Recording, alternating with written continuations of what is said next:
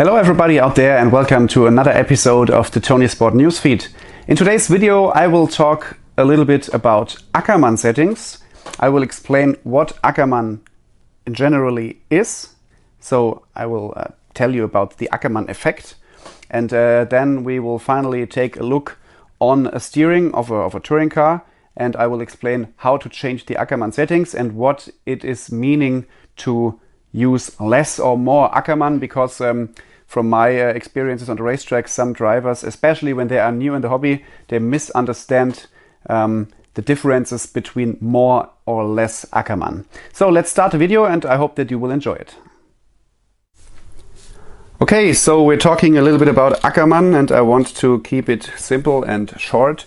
To understand what Ackermann is very important before you start to work with changes on your Ackermann settings.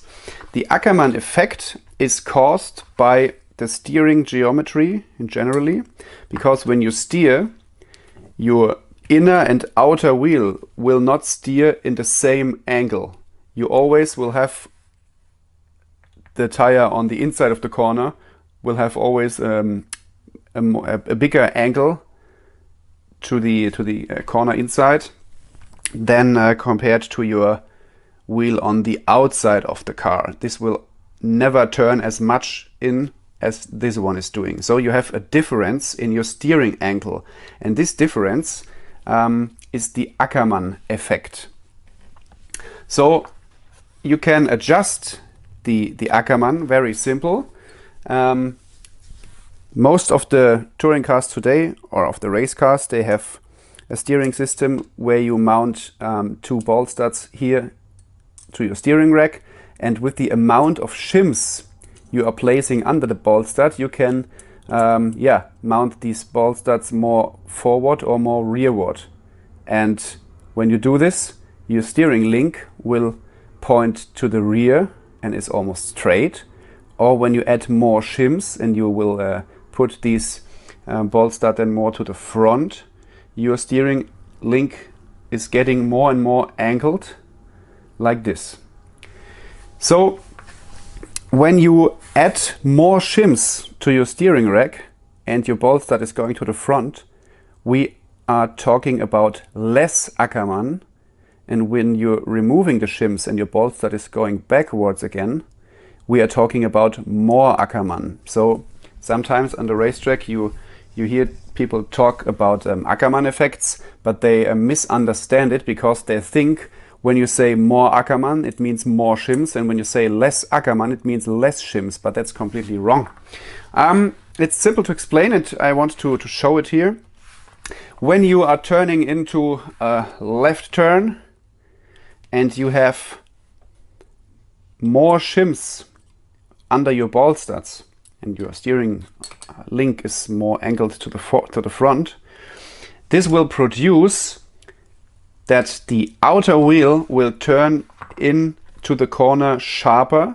So you will have a wheel which is angled more inwards than with no shims under the ball stud.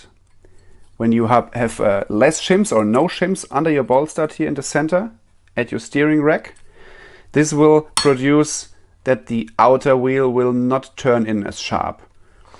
And with this effect, with this Ackermann effect, you can take influence on the angles of your wheels. And when you run with more shims under the steering rack, with less Ackermann, that means that these differences in angle will be less, because your outer wheel will turn in more and you will not have that big difference here from your wheels than when running with more Ackermann effect, which means that you remove the shims and then your outer wheel will not turn in so much, and there you have a bigger difference in the angle. So it's very simple to explain. We are talking about a more Ackermann effect when you're using less shims and your difference in the angle is bigger, and we're talking about less Ackermann when you use more shims and the difference in the angle is smaller. Okay, what does it mean on the racetrack? When you're running with shims under your steering ball studs at the steering rack, and your steering links, they are pointing to the front, this will give you more steering. It will give you more initial steering, a more aggressive feeling on your steering in general, because you have longer hubs and a different steering feeling, a different curve, and you will have a car which will turn in more aggressive and more sharp. And you should be careful with these settings, because too much an outside tire which turns in too much will make the car really hard to drive. On the opposite side, when you're running with less shims and you are going with your steerings more in this way, straight, you will have a car which is a little more easy to control, which will maybe react a little bit quicker in the first moment, but as more as your car is cornering, it will smoothen out the steering, because when the suspension gets compressed and the car rolls through the corner, this outer tire will, as I said before, not have this intense angle to the inside. It will be a little bit more pointing to the outside of the corner and will make the car easier to drive, especially in high grip conditions. So I think this is the most important thing to understand what the Ackermann effect is. It is the difference in angle between the inner and the outer tire when you are cornering, when you're steering, and all this together is caused by the whole steering geometry, and you can take influence by the position of your ball studs here on your steering rack. So guys, as you could easily see, Ackermann is very important. It is important to know what the car will do on the racetrack if you change something on your Ackermann settings on the car. And the settings themselves, they are not so easy to do. And you can gain a lot of benefits out of your car when you have the perfect steering settings, that you feel well on the racetrack when you are steering into a corner. And all these little things can be tweaked here and there with the setting, with the Ackermann settings on your car. That's the video for today. Thanks for watching. And once again, keep in mind, race with ToniSport. You will never race alone. Goodbye, guys.